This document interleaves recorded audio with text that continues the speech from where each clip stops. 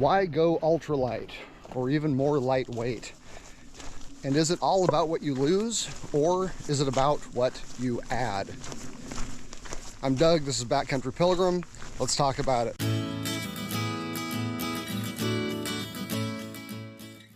Probably the most obvious reason for going ultralight is because the less you carry, the more you can do, the more energy you have. Now, some people will say, well, just get in better shape, carry more. And there is something to that.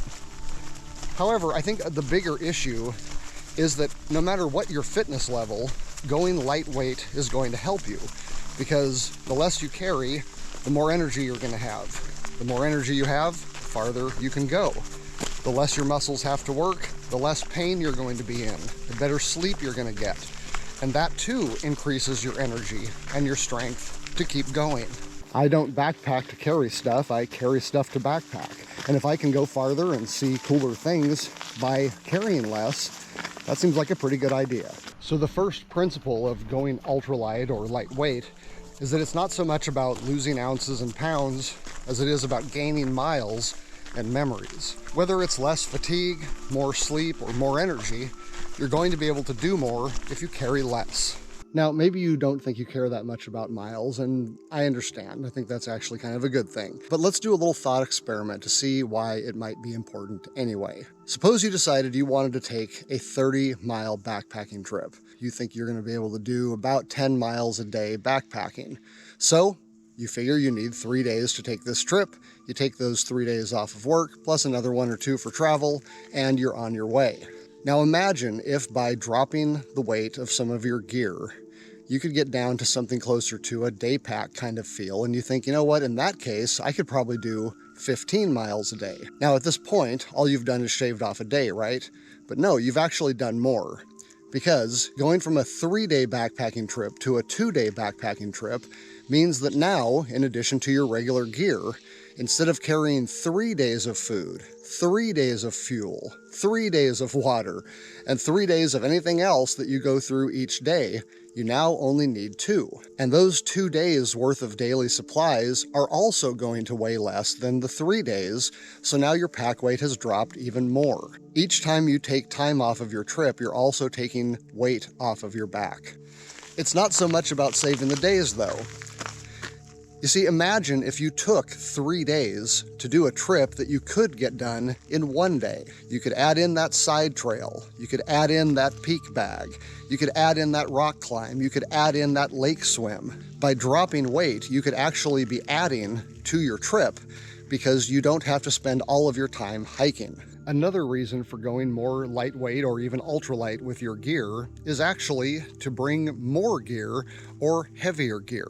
Now, this might sound inconsistent, but believe it or not, it was one of the #1 reasons people gave me for going ultralight when I asked on my community page. Now, of course, the point is not just to bring heavier gear. The reason is more luxury type items typically weigh more in your pack. For example, I'm obviously carrying some photo equipment right now. The extra pound or 2 of photo equipment that I carry to make these videos can be offset by a lighter backpack. And sometimes heavier gear isn't an option. If you hike where I hike in the Sierra, like in Yosemite and places like that, you are required to carry a bare canister for your food. It can be offset by carrying a tent that weighs 1 pound instead of 4 pounds. Maybe you want better food. Maybe you want a better kitchen to make better food. Maybe you want a camp chair so that you can be comfortable once you get done hiking all those miles. Whatever it is, if it weighs more, you can add it into your kit if you drop the weight somewhere else. One thing that isn't often talked about is the cumulative effect of going lighter weight. Let's say you've got some pretty standard, heavy, kind of big backpacking gear. You've got 5 or 6 pounds in your sleep system and another few pounds in your cook system. You've got about 5 pounds in your tent. All of this gear adds up to a pretty heavy pack weight. And what that means, ironically, is that you're probably going to end up with an even heavier backpack to carry it in. The reason for this is that if you're carrying a lot of weight, you typically want a backpack that's going to be bigger to carry more or heavier gear, which means more material. It's also probably going to have extra padding, and it's going to have a pretty advanced suspension system. The problem is, as nice as all those things are for carrying heavy weights, They all add to the weight of the system by making the pack heavier. Now imagine if you could get your shelter system down to 1 or 2 pounds, your sleep system down to 1 or 2 pounds. By making everything lighter, you don't need that big, heavy expedition pack because you're not carrying as much weight. And because ultralight gear is usually also smaller than standard gear, you're also decreasing your volume, which means you can have a smaller pack with not as much material, and maybe not as heavy material. You also aren't going to need that big suspension system, and so now, because your pack is smaller, can be made of lighter weight materials, and doesn't require extra padding and suspension, the entire system now weighs far less. Another feature of ultralight gear is that the materials that the packs and tents and bags are made of often comes with more benefits than simply being lighter. Materials like Dyneema, EcoPack, Ultra are not only very lightweight, but they're usually quite tough and often natively waterproof. These convenient features also figure into the overall weight analysis. Many of the backpacks out there that are made of nylon are going to actually soak up water if they get wet. Well, guess what weighs more than practically anything for its size? Water. If your pack gets wet and it soaks the water in, you're literally carrying extra weight in water, whereas most ultralight packs are going to shed that water and it isn't going to increase your pack weight. If you have a backpack that is basically waterproof, you don't also have to carry a backpack cover. Less gear, less volume, less weight. Or take an ultralight tent. Typically these are going to be trekking pole tents. If you set up a tent using trekking poles, that means you aren't carrying tent poles. You're not carrying the bag that the tent poles go in. Depending on the materials your ultralight tent is made of, you may not need a footprint. You may not need as many stakes. All of these things go into the overall weight analysis. Now, if going ultralight can increase your pleasure, increase your miles, increase the number of things you can do, and even the number of things you can bring, why aren't more people doing it? I think that one of the reasons many people don't look into going ultralight is because of the perception that it has. Visions of people cutting off their toothbrush handles or drilling holes in carabiners or tearing tags off things can not only seem like a pain, but also not seem very useful. How much weight are you really saving for that much inconvenience? However, these are not the kinds of things you have to do to go more lightweight or even really to go ultralight. These are the kinds of things that people do when they have already dialed in their kit as close as they can possibly get it, and they're just looking for a few more ounces, maybe just for bragging rights. And of course, cutting off the handle of your toothbrush isn't going to help a lot if you're still rocking a 5-pound, 65-liter backpack.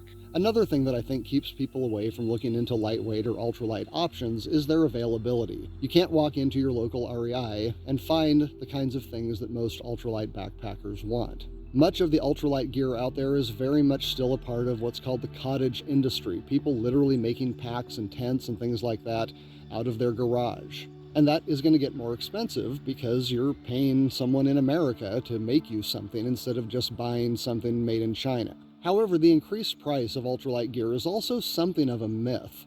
The pack that I'm wearing right now is a 40-liter backpack that weighs less than 23 ounces. It costs $240, which is the same price as the popular pack that REI sells, 3 times the weight. Your average sleep quilt, which is often the choice of ultralight or lightweight backpackers, actually runs about the same price as its equivalent temperature-rated sleeping bag. Now, when it comes to tents, that's where it's pretty hard to get away with anything cheap. The kinds of materials that go into making ultralight gear can often be very expensive, and even though they're offset by being smaller in a backpack, in a tent, you don't really have a whole lot of choice. If you want a 2-person tent with headroom and legroom, you're just going to need a certain amount of material. And if you're using some kind of space-age, waterproof, ultralight material to build that tent, it's gonna cost you. There are other ways to go ultralight with a shelter though, but these often require more skill than they do money.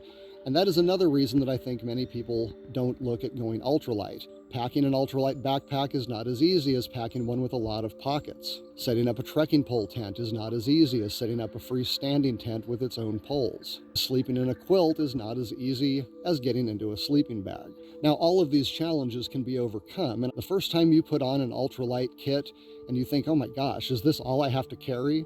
And you are just floating down trails that used to practically cause you to go into cardiac arrest, it's well worth it. All right, I hope you have enjoyed this discussion of ultralight gear and going lightweight. If the video was helpful to you, why don't you give it a like and subscribe to Backcountry Pilgrim if you are into hiking, camping, backpacking, and the gear that goes with it. Until next time, thank you for watching.